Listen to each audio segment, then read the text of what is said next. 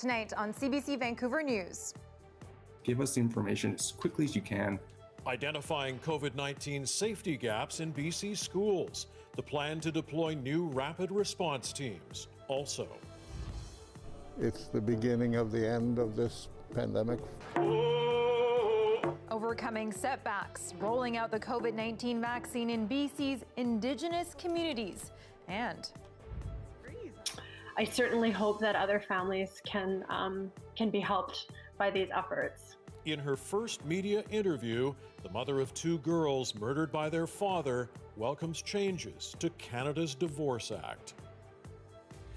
This is CBC Vancouver News.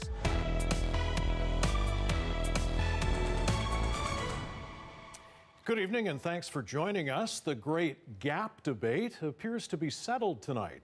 A national advisory panel has endorsed BC's plan to delay second doses of COVID-19 vaccines. Tanya Fletcher is here live. And Tanya, this seems to be vindication of the delay plan for BC's top doctor. Take us through the reasoning from these national experts. Well, what they published today aligns with Dr. Bonnie Henry's reasoning to extend the interval between doses to 4 months. The National Advisory Committee on Immunizations, or NACI, is Canada's independent expert panel on vaccinations. And it's their opinion many other provinces have been waiting for before making their own decisions. Remember, it was Monday that Dr. Henry announced a bold and surprising move here in BC to widen the window between doses from 42 days to 4 months instead. Criticism was quick to mount. It was just yesterday we heard from Canada's chief science advisor who claimed that it amounted to a population-level experiment. But Dr. Henry defended her decision by pointing to emerging scientific data. And she did allude to this agreement from NACI. Well, today NACI made it public, and yes, they sided with BC's rationale, noting that early months of real-world effectiveness shows sustained high levels of protection after just one dose. And in the context of limited vaccine supply, NACI now also is formally recommending the interval to 4 months to get more people immunized more quickly. Now, there was no 3 o'clock briefing today to ask Dr. Henry about this, but we did catch up with BC's health minister for reaction. He's pleased, though not surprised. What it allows us to do is to provide more protection more quickly based on the science of the BC CDC and in Quebec and in the United Kingdom and in Israel and around the world. And I think it's the right decision. It allows us to extend protection to more people more quickly. Now, if that 4-month shift takes effect this month, NACI suggests 80% of all Canadians could receive their first shot by the end of June. Tina, Mike. Thank you. That is Tanya Fletcher reporting for us live tonight. Well, after concerns were raised by parents and teachers about variants of the virus, BC is sending rapid response teams into schools. They'll be there to help identify gaps in COVID-19 safety plans to help reduce exposure risk.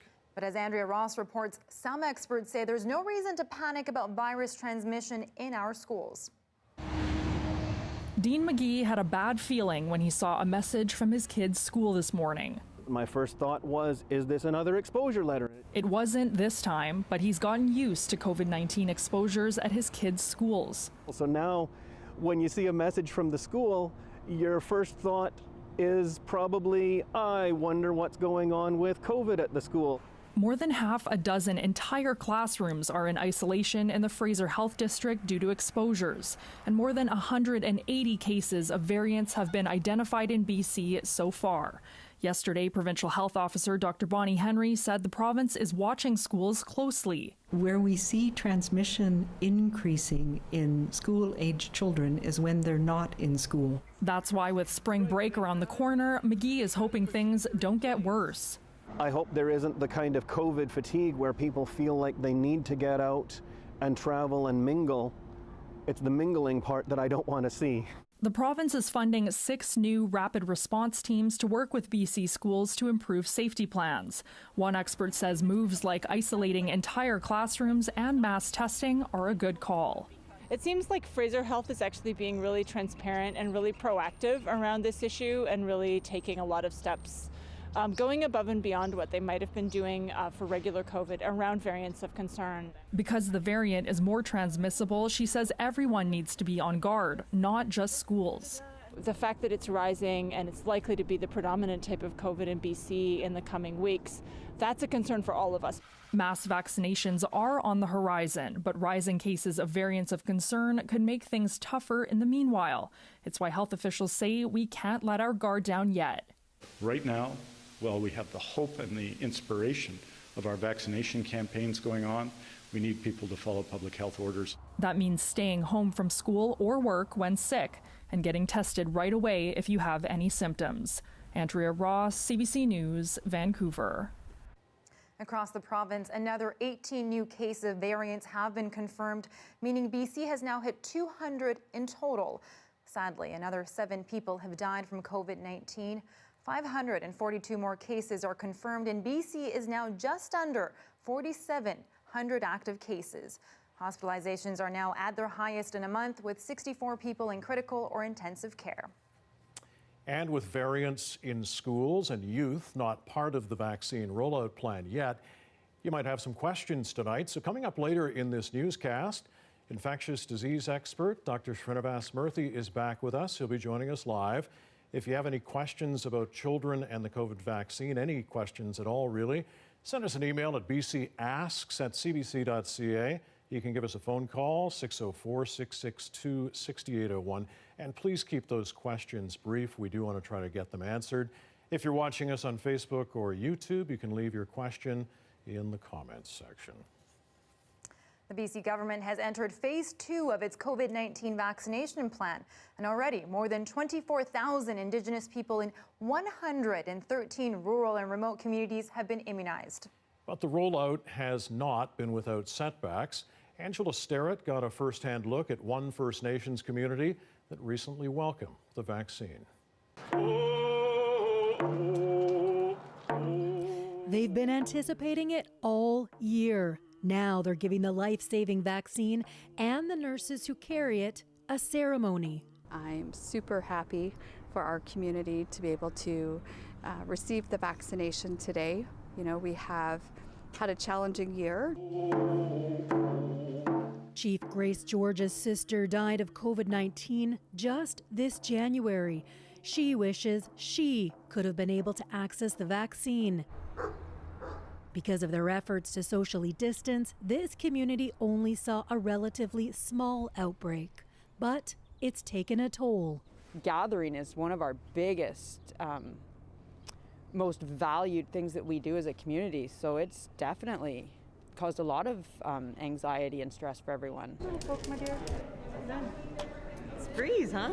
She was among the first in the Katzie First Nation to be vaccinated, a day they won't forget.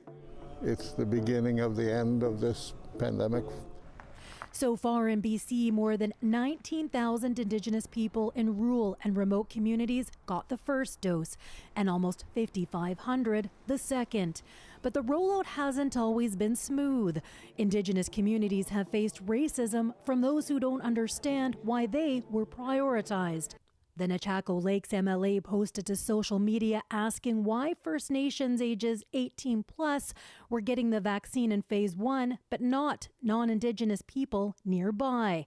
And at the start of phase 1, BC health officials apologized for taking away vaccine meant for the Newhall. There's also been miscommunication from health authorities. Some First Nations only found out through the media that their second dose was delayed when the province changed the interval between doses.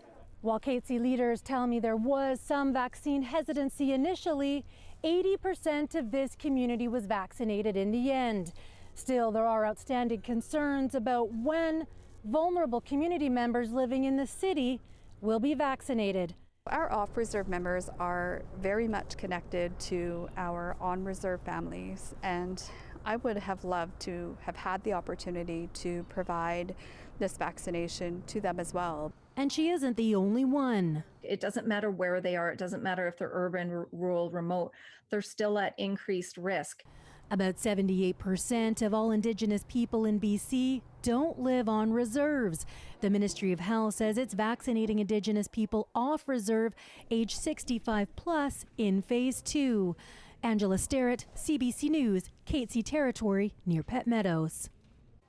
Complaints are mounting about mandatory quarantine stays for travelers returning to Canada. Some people claim the conditions are unjust. As Isabel Regem tells us tonight, they feel the process is more of a hotel cash grab than a safety measure. Inhumane would be my main word. Steve Thurgood doesn't hold back describing his mandatory hotel stopover in Richmond. He returned to BC after spending the last 4.5 months at sea working on a freighter. Even there, he says, meals were better than the cold, bland ones served at the quarantine hotel. 3 nights here was $820, which is cheaper than a lot of the hotels around here. But it's still a fair chunk of change that I wasn't expecting to spend when I came back home after 144 days at sea. Srihari Murthy and his 8-year-old son were also unimpressed. Yeah, hotel was like something you get into the room and you're locked. The two flew into YVR from India last week after providing post-surgery care for the boy's grandmother. Murthy says he had to pay for a 3-night stay despite being given the okay to leave after just 1 night. The negative results came in just 10 hours. And the problem is they're not refunding any money. Completely absurd. Complaints have been mounting from quarantine travelers across the country since the rules came into effect. Some say they were told to wait in rooms with dozens of other travelers. I've interacted at that point with more than 50 people. So what was the point? Steve Thurgood also got to leave his hotel after just 1 night, but has to pay for 3. He believes hotels are reaping the benefits. I think they're jumping on the bandwagon and they see this as a little bit of a cash cow, because typically within 48 hours for sure, everyone gets their test results back. When asked about growing complaints, Health Canada didn't address specifics, but says hotel stopovers are non-refundable and that the Public Health Agency of Canada is in daily contact with hotels to support their needs. Travelers like Thurgood believe there has to be a better way to protect Canadians without the unnecessary hotel costs and chaos. Isabel Regam, CBC News, Vancouver. The first shipment of the recently approved COVID-19 vaccine from AstraZeneca has arrived in Canada. 500,000 doses were delivered today. Some of it will be heading BC's way. The Prime Minister says it ensures the vaccination timetable can be met, maybe even earlier than expected. We expect all Canadians to be vaccinated by the end of September for those who want it. We are seeing, however, an increase in the number of vaccines coming into Canada, as we had hoped for. It's possible that those timelines be moved forward, and we're certainly going to work closely with the provinces in order to try and get to that, to get vaccinations to Canadians as quickly as possible so that we can loosen and reopen as quickly as possible. BC has said it may use the AstraZeneca vaccine for frontline essential workers, including first responders, teachers, and those working at food processing plants. Canada is also expecting to receive about 445,000 doses of the Pfizer vaccine this week. And CBC British Columbia is taking your questions about the vaccine and our province's rollout plan straight to provincial officials. We're hosting a virtual town hall March 10th. That's next Wednesday. Dr. Bonnie Henry, Health Minister Adrian Dix, and other experts and officials will be on hand to answer your questions live. Our Shot will air on TV, on CBC Gem, online, and on CBC Radio. It's hosted by Stephen Quinn and Anita Bath. Find details at cbc.ca/OurShot and send your questions to bcasks@cbc.ca.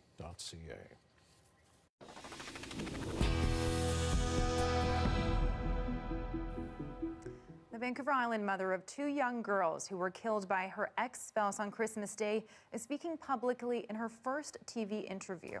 Sarah Cotton Elliott says she wants to bring attention to new changes in divorce law, which could have saved her daughters' lives. As Mira Baines reports, starting this month, the courts must consider the impact of family violence in making parenting and contact arrangements. The fact that family violence and coercive control is now written into national legislation is a huge step forward in family law.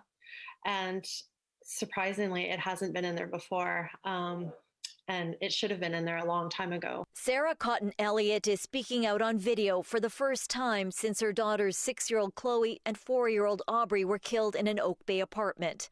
Her former common-law spouse murdered them on Christmas Day during their visit with him.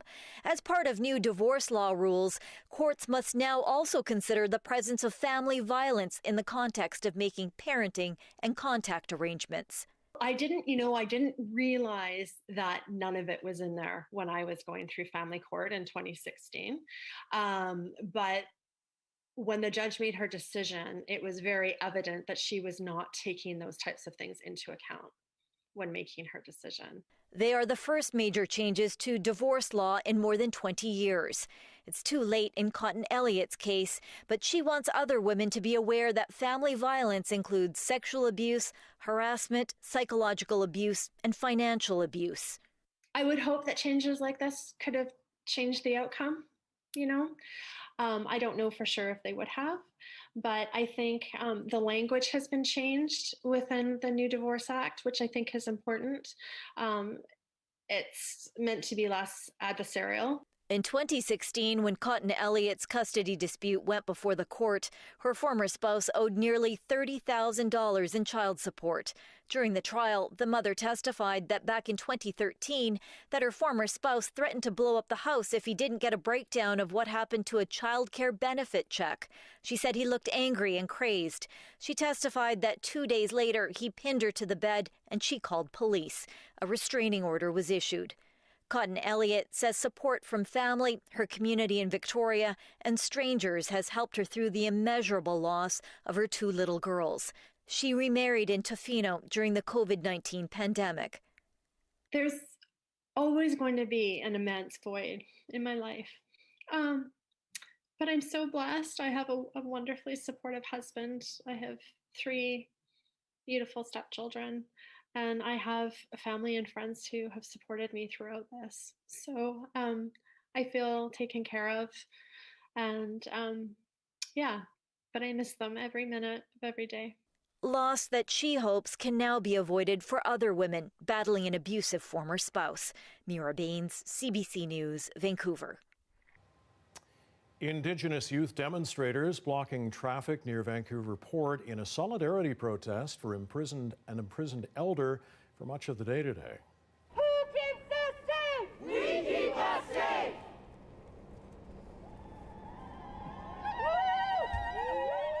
The protest was organized by the Braided Warriors. It's an activist group from the Musqueam, Squamish, and Tsleil-Waututh nations. According to the group, it says the protest was in response to the sentencing of Trans Mountain Pipeline protester Stacey Gallagher to 90 days in jail. And we're going to go there right now. This is a live shot at Clark Drive and Hastings Street tonight.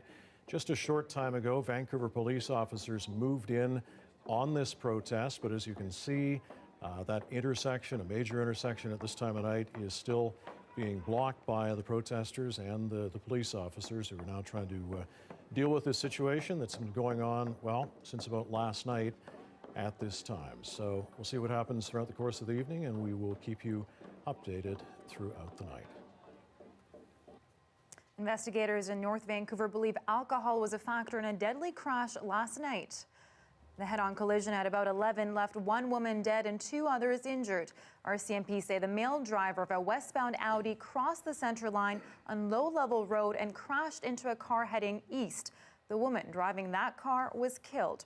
Her male passenger is in critical condition. The Audi driver has serious but non-life-threatening injuries. We're not able to provide further detail on where the investigation has led to this point. Suffice it to say that alcohol may be a factor in this collision, as may be speed. Mounties say they're investigating dangerous operation of a motor vehicle and refusal to provide a breath sample. The NDP has announced new legislation targeting gang members. The goal is to make it harder for them to buy, transport, or possess real and imitation firearms. This legislation will help to ensure our police agencies have additional tools to be able to prevent crime, disrupt organized crime groups, and gather evidence in support of successful prosecutions. Changes will include penalizing drivers who transport illegal firearms and stopping gang members from using shooting ranges. It would also prohibit people from having real or fake firearms in places like schools and hospitals. Meng Wanzhou and her lawyers were back in court today arguing she is the victim of political interference. Are accusing former U.S. President Donald Trump of leaving a stain on the Canadian justice system. His threats to intervene in extradition proceedings in pursuit of a trade deal, they argue, reduces Meng to an object rather than a human being. They want the case dismissed over abuse of process. The Crown characterizes those arguments as thin, accusing Meng lawyers of taking comments made by American and Canadian officials out of context. A decision on the extradition request isn't expected until much later this year. The 49-year-old, who is Huawei's chief financial officer, is charged with fraud and conspiracy in the United States.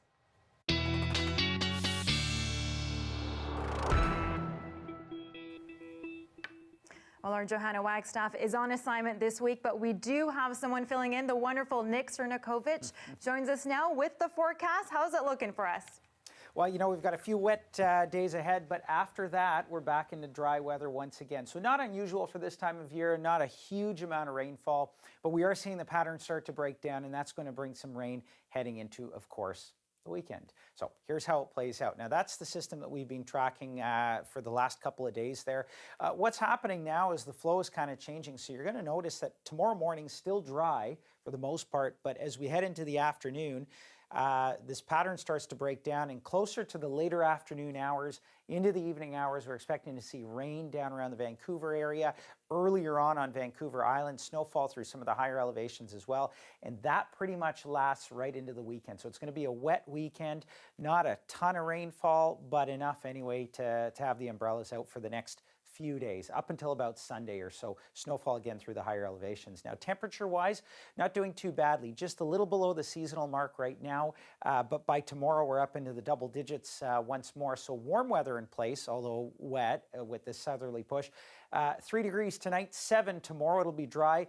Gusty conditions as well. We're looking at wind gusts up to about 40, even 50 kilometers per hour in the Vancouver area. Highs to 11 degrees and rain showers.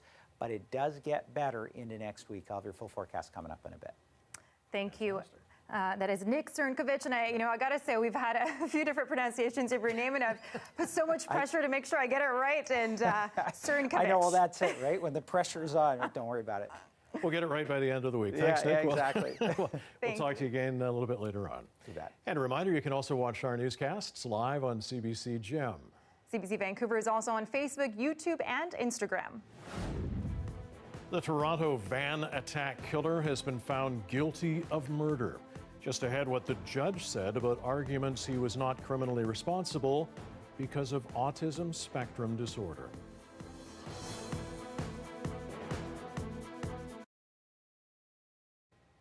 And thanks for staying with us during our commercial-free live stream. While police in St. John's are investigating an incident between a landlord and his tenants that ended with a plow breaking through a house. As Ryan Cook reports, the landlord says it was an accident, while his tenants, well, they believe otherwise. I am not moving my car. You are not moving it with this machine. Corey Monk jumped on top of his car. It was sitting in his driveway when his landlord, Robert Regular, advanced forward with a backhoe and began pushing the car backwards. What isn't clearly captured is the moment the plow strikes the house where Monk and his girlfriend live. These frantic moments caught on camera by Corey Monk will now be turned over to the Royal Newfoundland Constabulary investigators. The window was taken out. Obviously, there's glass everywhere. The whole bottom floor now is and as you can see, months before all of this, Regular served his tenants with an eviction notice for late payment of October's rent. The couple says they paid the rent before the eviction date, which would legally mean they get to stay. But Regular argues they haven't paid the full amount, and a dispute resolution hearing has been delayed for months. We've been stuck between a rock and a hard place for a very long time. And because of COVID, everything is slowed down with the tenancy board, you know, with the city, with everything. So that's completely understandable. But because it slowed down, our landlord decided to take the law into his own hands this morning. I spoke with Regular earlier today and he declined an interview, but he did say he never intended to threaten the tenants or strike the house, which would force them to leave. He says he was trying to push back snow from the side of the house so he could access the roof to do repairs. The tenants didn't believe him and refused to move the car. Regular says he only intended to push the car back and striking the house was just an accident. So what's going through your mind as all this is going on? Fear. Fear, yeah. Scared. I don't want to leave here. We have animals I've been in afraid our to house. leave the property for months because I don't know. I was fearful that something like this would happen when we weren't here. Before police arrived, Monk says he tried to stop Regular from leaving the property. He admits he jumped on Regular's vehicle, which Regular says resulted in a smashed windshield. The tenants want their landlord charged with endangering their safety and threatening them, and the landlord wants his tenants charged with damaging his truck. It's an ugly situation that both sides say could have been avoided with a dispute resolution hearing. Ryan Cook, CBC News, St. John's. Can't say I've ever seen that before, but there you go. And we'll be back in a few minutes with more on the guilty verdict given in the deadly Toronto van attack case and the Prime Minister's announcement on the AstraZeneca vaccine.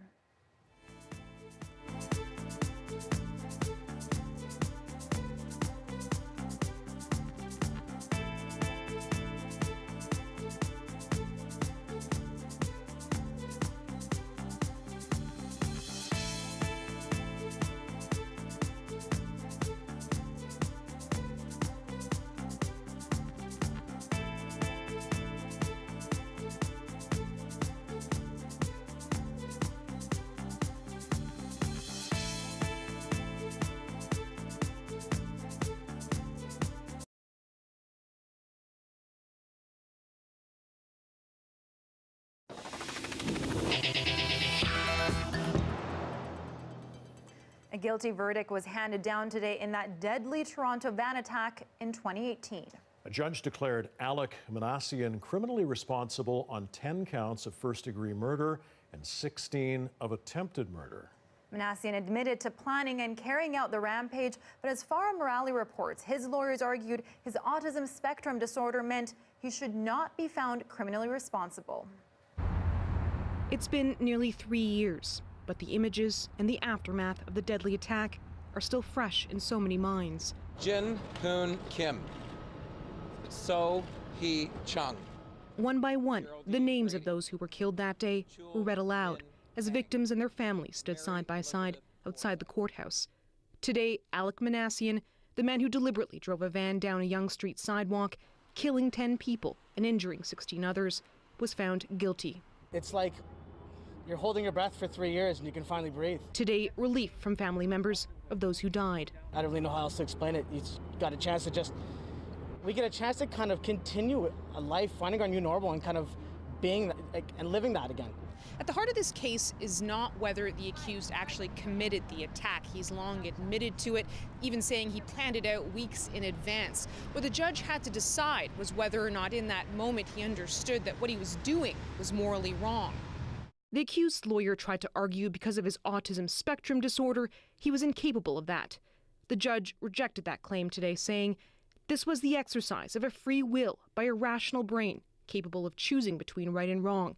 He freely chose the option that was morally wrong, knowing what the consequences would be for himself and for everybody else. I'm hoping that someday he'll be able to begin to understand what he did. Catherine Riddell was hit that day while out for a walk. She was hospitalized for 2 months with a fractured spine, pelvis, and other injuries. Hopefully one day I'll be able to shed this walker and be back to where I was before all this happened. While the attack changed the lives of victims and their families, it's also left a lasting impact on the community. The memories come back, the emotions come back. I think everyone right now is bracing themselves, at least as faith leader, we're bracing ourselves for many people to be talking about it and wanting and needing to share and kind of come back together and remember together. Remember, but not forget what happened on these streets. Farah Morali, CBC News, Toronto. A former military ombudsman is testifying before federal politicians today. As Ashley Burke reports, a Commons committee is looking into what the Liberal government knew about allegations of sexual misconduct leveled at Canada's former Chief of Defence Staff, Jonathan Vance. I've appeared in front of 13 committees. However, this is the first time under summons. It's the first time former Ombudsman Gary Walbourne has spoken publicly. His testimony put into question Defence Minister Harjit Sajjan's handling of allegations against former Chief of Defence Staff Jonathan Vance. Yes, I did directly tell him about an allegation of inappropriate sexual behavior made against the Chief of Defence Staff. CBC News has already reported Walbourne privately met with Sajjan on March 1, 2018, after a female member of the military delivered an envelope to his office of potentially incriminating emails and allegations of inappropriate behavior against Vance, whose signature initiative was to stamp out sexual misconduct in the military. Today, the first public acknowledgement of what was said during that meeting. I did tell the minister what the allegation was. I reached into my pocket to show him the evidence I was holding, and he pushed back from the table, said no, and I don't think we exchanged another word. I did offer to shake his hand at the end of the meeting and said, please do get back to me with some advice to tell me what I should do with this. And that's how it ended. Walbourne testified the meeting ended abruptly. He claimed Sajjan didn't respect his request to keep the informal allegation confidential because the Privy Council office later called him about it. I was completely floored when they asked me about the details of the complaint and the allegation against the Chief of Defence Staff, when I had specifically told the minister that I did not have the complainant's permission to investigate, and it was to be held in confidence. This testimony vital because Sajjan said he was surprised by the allegations and repeatedly declined to directly answer the committee's questions. One thing I can assure you, that any allegations or any information that were brought forward was always quickly and taken to the appropriate authorities for the appropriate action. MPs questioned Walbourne about what he wanted Sajjan to do. He said he wanted the minister to give him some advice, that there was no book or manual about what to do with an allegation against the Chief of Defence. But he says that Sajjan didn't meet with him again. Ashley Burke, CBC News, Ottawa. And this afternoon, the Defence Minister said he disagrees with parts of that testimony. Harjit Sajjan says he was shocked, as everyone else, about the allegations that were first made public last month. Sajjan says any suggestion he did not act appropriately is wrong.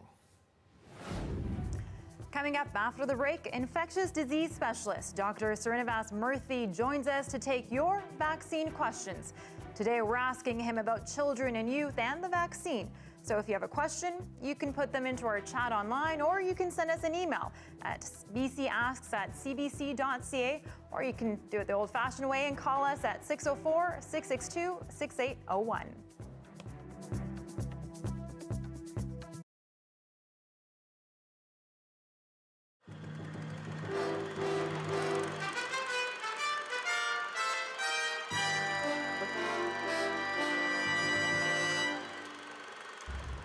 One of the best ways to get to know a city is to walk its streets. So that's what we're going to do. We're going to take you for a walk down two streets that show how Vancouver has changed. This is 4th Avenue in the heart of Kitsilano, one of the best known and most popular neighborhoods in the city. 4th Avenue looks like most other city streets, just one long stretch of cars and stores. But just turn the corner. It's not just the Blossoms, but Kitsilano's quiet residential streets. I got it. And Kit's Beach. All of this still only 10 minutes from the downtown skyscrapers. And it's all of this that draws people to Kitsilano. I'm much better off here. Coming in too. It was in Toronto. Oh yeah, I want to put that over there in the kitchen. Okie doke. Just about a block from Kit's Beach, Andy Brulet's moving in. He came from Ottawa for a job as an engineer. There are no jobs in Ontario for me that I could find. So it was pretty much necessity, and it just worked out for the best. He's paying $410 a month for this one room and kitchen. He shares the bathroom upstairs. Craig Muskeen sells real estate in Kitsilano. We get a lot of people from other areas. Other it's parts certainly, of Canada? yes, yes. Certainly not your standard family. What we find is probably the majority of our clients are the classic young professionals who are moving upwardly in their career. It's not the most expensive part of town, but the popularity of kits has pushed up rents and house prices. The average price for a detached house in Kits now is $369,000, but still Muskeen says they keep coming. Meet John Kidder, no newcomer. He came here as a student in the early 70s. Kitsilano is his neighborhood. 4th Avenue is his main street. Because it was a very, very wonderful place to be. I remember sitting down with a fellow I used to play chess with, and people would come running into the room saying things like, "Oh my God, Jupiter's gone into Pisces. What are we going to do?"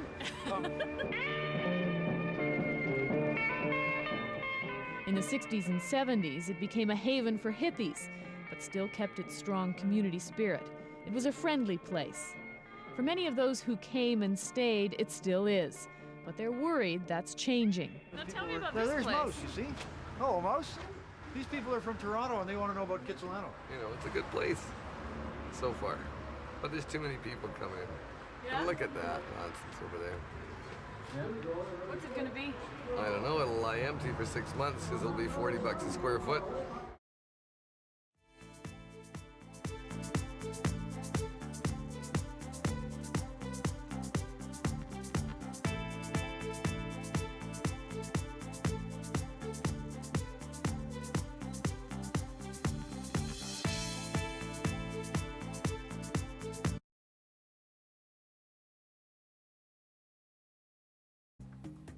And here are some of the stories we're following tonight on CBC Vancouver News. It's definitely a step in the right direction. And the fact that they're acknowledging family violence and coercive control and taking this into account in family law cases is crucial. In her first media interview, the mother of 2 young Vancouver Island girls murdered by their father told CBC News she welcomes changes to Canada's Divorce Act. Sarah Cotton Elliott's daughters, Chloe and Aubrey, were killed in an Oak Bay apartment on Christmas Day in 2017. For years, the act didn't mention family violence. That changed today. There's now a specific list of factors courts must consider when weighing the best interests of a child, including the impact of family violence. Well, after a day of controversy and debate, BC's plan to delay second doses of the COVID-19 vaccines has been given the okay. The National Advisory Council on Immunization has endorsed a plan that sees many people getting the second doses 4 months after the first shot. BC is reporting 542 new cases of COVID-19 today and 7 more deaths.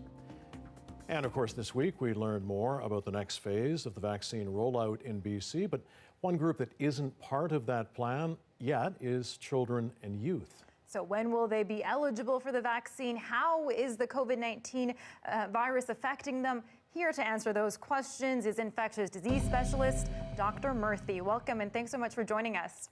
Yeah, Dr. Murthy. Hello again, Tina and Mike. Hi. Hi there, good to have you back. Let's get right to the questions. It's sort of a double one here on Instagram asking first of all, why aren't youth getting immunized right now or soon? And when might teens get their shots?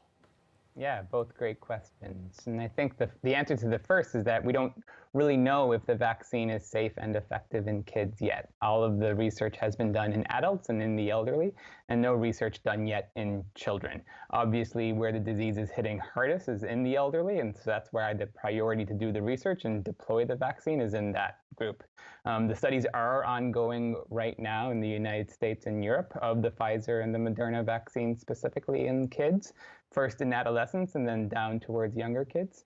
And so maybe by the end of 2021, maybe early 2022, we'll start having a vaccine available for children, hopefully. And you know, these new variants are, of course, top of mind for many parents, as we've seen the variants recently detected in schools. So should parents and caregivers be concerned about this? Are we seeing more transmission because of the variant? So the variants we do know, especially the variants coming, say, the one we know about from the UK or South Africa, are associated with increased transmission. And so obviously it's something of concern if there becomes more cases of that variant circulating in British Columbia, and particularly in schools. And so from a transmissibility perspective, it is something to be concerned about. From a disease in children perspective, it should be the same disease as we've seen over the course of the past year. So nothing more to worry about from that perspective, but you are at higher risk of getting it given the transmissibility.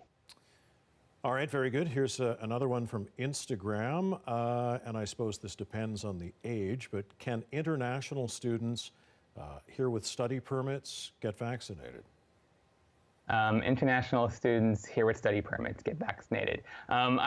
Given that they're students, presumably that they're going to be reasonably young, and so they're going to be further along down the track compared to who's at a priority right now, which is obviously the elderly, and then those with other comorbidities or at higher risk. And so I can't comment as to when the student from international regions would be vaccinated. Ideally, everyone in Canada who wants a vaccine would get one. We have an email in from Dale who asks, could you please explain in basic terms what a variant of the COVID virus is, and is it possible that a variant or variants will require a different vaccine at some point? So I guess in basic terms, the virus changes over the course of its spread around the world. And one of these changes, if it becomes a consistent change, is something called a variant. And that's what we've seen in, say, the news over the past few months, emerging one from the United Kingdom, one from Brazil, one from South Africa, and other parts of the world. Will the vaccine work for these variants is, of course, the billion-dollar question at this stage. And the variants that are circulating, at least the ones from the UK, seem to be effective with the currently available vaccines. The ones from South Africa, there may be one of the vaccines that may be less effective, but at least effective enough to prevent hospitalizations and severe disease, which is reassuring. Okay, Dr. Murthy, here's one from a viewer wanting to know, will I be able to travel to see family, go to school after the first dose of the vaccine, or will I have to wait for the second one? So obviously it depends on a lot of factors there, but for now we're saying all essential travel is going to be, only essential travel is recommended at this stage. Traveling beyond those inner circles at our current stage of the pandemic is not going to be recommended. How much immunity we get at the sort of herd level, which is what I think that question alludes to, is unclear at this point as it relates to whether one dose will get us there. Unlikely, to be honest, and we'll likely have to wait for those 2 doses to be given so that we can feel more confident that the immunity we have as a population is sustainable. And Dr. Murthy, you are on the front lines. I'm curious to know, within the last year, how have you seen COVID-19 affect children? What have you seen from your work there? Sure, and so like the acute COVID-19, the kids who actually get the virus and have symptoms, is reasonably rare that it would cause severe disease. We are getting reports of, say, rare cases of kids who have prolonged symptoms, say weakness or tiredness for a few weeks. What we're seeing more of is that post-COVID condition, something called MIS-C, which is an inflammatory condition that tends to occur a few months after their initial infection. Still very rare, and only a handful of cases across the entire British Columbia over the course of this outbreak. And so still a reasonably infrequent condition across our province. Okay, I think we got time for one more question. Lucille called in to ask, are the first and second doses of the vaccine equal in strength? So yeah, it's the exact same vaccine, exact same dose being given twice. And we think the second dose effectively boosts the immune response that you got from the first dose. And delaying it for a period of time based on the data that we have currently available to us seems like it would be just as effective as giving it in the 21 days or 28 days time scale. All right, I think we're going to leave it at that. Thanks, Okay. Dr. Murthy. We once again appreciate your time. Take care. Have a great day. Well, it's not the report they wanted the world to see. An internal report suggests the Chinese government is relocating its Uyghur population around the country. Why? Coming up. 6:43 on this Wednesday evening, a live look. I think that's the north end of the Cambie Street Bridge tonight. Somebody will tell me if I'm wrong. Another mild day on the south coast. Is it too early to be looking ahead to the weekend, he asks? Nick will tell us what's in store for the next few days coming up.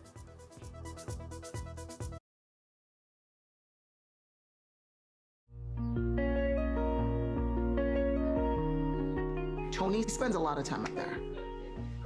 Being a coach does define who he is as a person.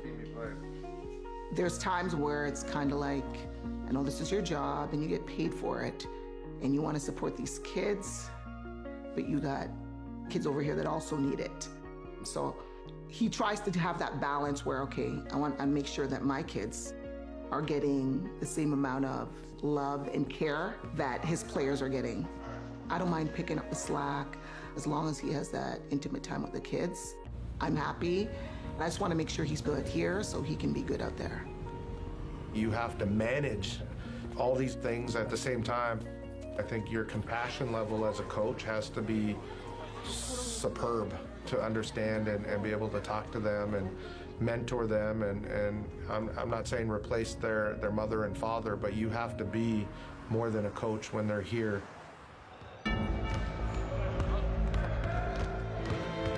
With Jalik, I mean, he's got his mom. His dad passed away, so it's something where, you know, I think, you know, he needs a father figure. He's got a lot of great people in his side and mentors and uncles and that, but we're with him every single day, so we have to be that for him. And I think all our coaching staff has agreed. It's not an option to allow him to feel like he doesn't have anyone in his corner or on his side.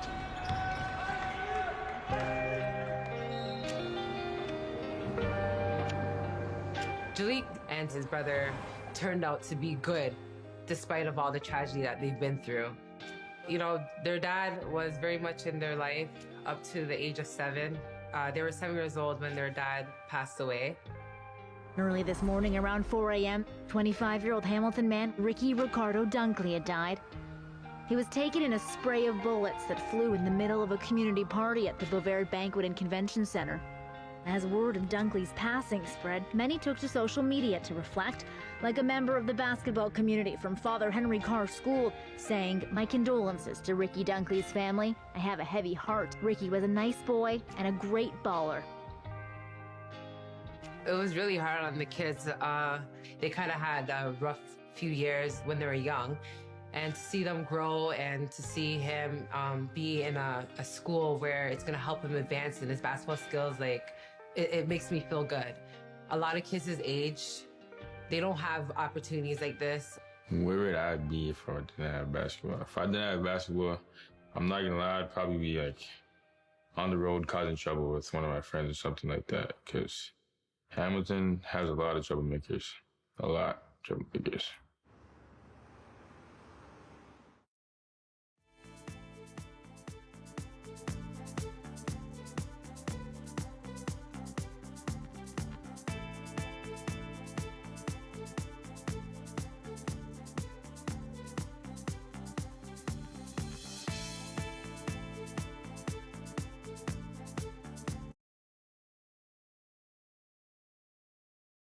You have questions about the vaccine, and we want to hear from you.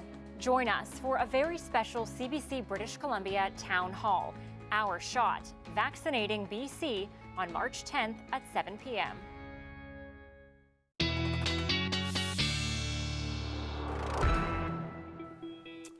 All right, Johanna Wagstaff on assignment this week, but Nick Czernkovich is here now with the forecast.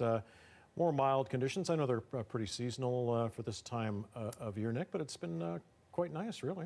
Yeah, it's nice and safe for a few days of rainfall. We're looking at another period of dry weather heading into next week, and temperatures pretty much seasonal. Actually, double-digit temperatures in some of the days in the forecast there. We'll get to that in just a sec. What we're looking at, though, as I mentioned earlier, is a pattern that's breaking down. So for the last few days, what we've had was a lot of the rainfall just streaming in sort of north of Tofino up toward Port Hardy, and then across the northwest coast and coastal sections there. This whole pattern is starting to break down, and as it does, we've got a few things going on. We've got wind warnings that are in effect now across some of the coastal sections there. Wind gusts up to about 100 kilometers per hour. And this pattern also bringing with it some rainfall to the Vancouver area as we head through tomorrow. Now, this takes us through till tomorrow morning, so still looking at just cloudy skies. But as we head into the afternoon hours, we're going to see rain pushing across Vancouver Island. Closer to sort of the later afternoon, evening hours is when we see it in Vancouver. And of course, as I mentioned earlier, snowfall through the higher elevations. And this basically continues on and off. Not an unusual amount of rainfall here. We're talking about somewhere in the neighborhood of about 50 millimeters over the course of about 3 days. It lasts into the weekend, and again, snowfall through the higher elevations, upwards to about 60 centimeters through the sea to sky, and even in the Columbia Mountain Range. So that could cause some issues for backcountry travelers, but for the Vancouver area, it's just going to be rainfall. Now, this is a look at forecast amounts as we head through sort of Friday night into Saturday, and again, about 30 to 50 millimeters. Maybe a little bit more as we head into Sunday with some more showers there, but not an unusual amount for this time of year. We are going to see, though, some pretty gusty winds. We're looking at wind gusts up to about 50 kilometers per hour as we head through tomorrow and into Friday as well. And that's in the Vancouver area, more out toward the coast. Right now, we're sitting at 5 degrees in Vancouver. There's a look at the rest of the province there with temperatures close to seasonal today. Forecast-wise, that's what it looks like for tomorrow. Rain showers pushing across throughout the afternoon. Snow again through the higher elevations. 11 degrees for tomorrow. We've got 8s as we head through Friday, Saturday, and Sunday. Monday, mix of sun and cloud, and 9 degrees, and we get double digits as we head through Tuesday onward to next week. So there you go. Okay, well, I'm looking forward to, oh boy, Monday. It's not that far off. It doesn't feel right, does it, to say I'm looking forward to Monday? I know. Yeah. All right, Nick, thanks very much. You bet.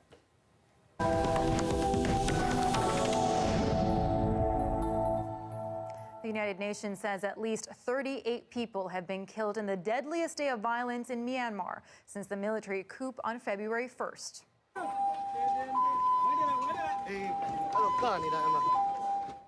One rights group reports at least 18 people killed in Myanmar's biggest city, Yangon. Several more deaths are reported in other parts of the country as police and soldiers move to down protests. A number of civilians are said to have been shot in the head. Rights groups say that's a sign they were targeted. It's now estimated more than 50 people have been killed since the military ousted the democratically elected government of Aung San Suu Kyi. Pope Francis is planning a 3-day pilgrimage to Iraq starting Friday. There are concerns about the timing because earlier today, at least 10 rockets landed on a coalition Iraqi airbase where one U.S. contractor died. During a virtual audience today, the Pope said he is making the trip that Pope John Paul had not been allowed to make back in 2000. He wants to meet with Christians who were persecuted during the ISIS insurgency. Along with the violence, there are also concerns about rising COVID-19 case counts. Well, it's not an admission China wants to make to the world, but a report has emerged that was not supposed to become public. And as Sasha Petrusik tells us, that report reveals details of forced relocation of the country's Uyghurs and other ethnic minorities. Behind high fences, they work in shoe and textile factories across China. Ethnic Uyghurs, part of China's large Muslim minority, spread thousands of kilometers from their homes in Xinjiang province. Documents and videos now suggest a government relocation scheme on a massive scale. A video on state TV shows Chinese officials in a Xinjiang village trying to recruit workers to ship out. No one volunteers. They tell this young woman her future here is hopeless. Will you go? She says no. Propaganda and heavy persuasion follows before she and others reluctantly agree to leave behind their Uyghur culture, says Adrian Zenz, who uncovered a government report written by Chinese academics. So it's a systematic uprooting, a tearing through to break up that identification. The report says it is an important method to influence, melt, and assimilate Uyghur minorities. And it is coercive, says Zenz. Forced labor is a crime against humanity, not just a money-making scheme. And of course, this feeds into perceptions and definitions of genocide.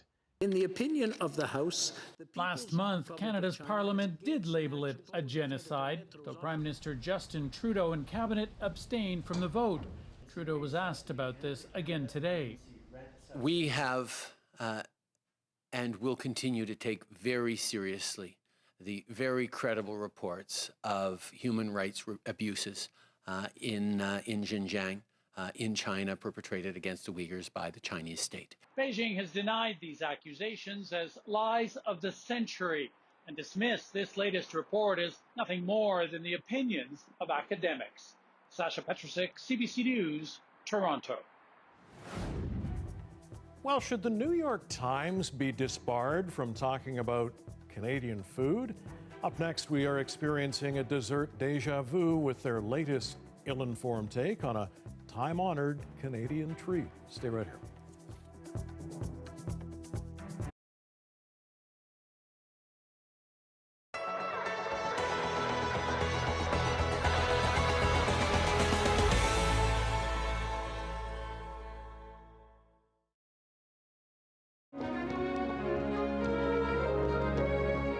As theaters continue to remain shuttered in Manitoba, the Royal Winnipeg Ballet has found a way to keep its 81st season going. The RWB will be showcasing Visions of Swan Lake online in a new digital performance that audiences will be able to watch from their couch. And of course, we had to make it smaller and put it on the small screen for everybody. Swan Lake was on our roster of ballets that we were going to perform at the concert hall. So we thought that it was a great ballet just to pivot into a digital film form. It's very iconic, it's classic, it's something that the dancers really need to do in their repertoire. The RWB partnered with the Winnipeg Symphony Orchestra for the show. The production, filmed at the Centennial Concert Hall in February, was done under strict public health guidelines. RWB Associate Artistic Director Tara Burtwhistle says the ballet remains true to itself, still featuring the iconic music, characters, and storyline, but with a twist. The changes also include the addition of masks to the costumes, which were all handmade by our in-house wardrobe department, and you'll also notice that the same role is played by multiple dancers. That's so that the dancers have been working in cohorts so that it reflects the casting of Swan Lake. The season hasn't been the same for the RWB. The ballet has been forced to move performances online. Classes and auditions were also done virtually. Chen Xin Liu plays the evil Black Swan in the production. This is kind of challenge part for me to make myself to look mean, and then we cover the half face. So all I can do is only the eye part and then the upper part of my face. So I think I might, like for my eye, I need to do more. The soloist says she enjoyed filming the ballet, but she misses live performances. It is quite different. Like usually we perform on stage and I got more nervous, and the audience is there and they clap for you. So that's totally different energy. And now we are faced to the cameras. We have 3 cameras. So I felt like I was more relaxed. I'm still prefer the on stage, the nervous part. Visions of Swan Lake will feature 6 shows that will air on Fridays, Saturdays, and Sundays starting this weekend and running till March 14th.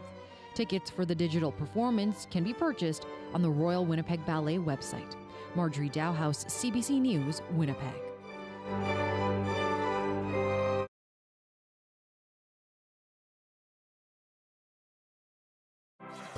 Hi, I'm Amy Bell, and here's what's in your CBC Vancouver inbox.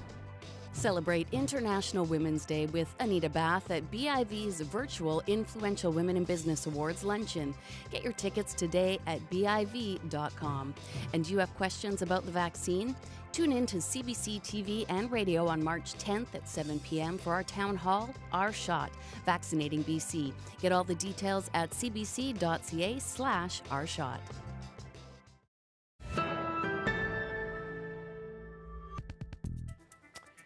Okay, the New York Times cooking page is feeling the heat. for posting about one of BC's most beloved culinary exports. It's a dangerous thing to mess with the Nanaimo bar. The Post reads, Canadians, this one's for you. Get the recipe for classic Nanaimo bars. But many were quick to point out the ratio of the layers. Well, it's all wrong. And you know, it's not the first time this has happened. The media outlet came under scrutiny in 2019 for a piece showing bottom-heavy bars. And a Canada Post stamp featuring the treat faced similar criticism for its misrepresentation. One Vancouver Island chef calls the unique dessert a Canadian great. We're very appreciative and very protective of the original. I think it's one of those things that we are very proud of, because it genuinely has made its way around the world. Walker Duncan says the base and custard layers should be equal, while the chocolate top layer is thin, so it doesn't fall apart when you bite into it. Yeah, I mean, it's nice that it's getting, noticed, but you can't, Tina, you can't mess with the Nanaimo bar recipe. It can't. It's all about proportions, It's got to be right. But you know what? You can always watch CBC Vancouver Newscast online anytime. You can find us at cbc.ca/BC. We might have a Nanaimo bar recipe on there somewhere. Yeah. As I've said before, I always find myself hungry at this time. Nanaimo bar might be nice. Okay, our next local news right here at 11 with Tina Lovgreen after the National. Thanks for watching. Have a good night. Good night.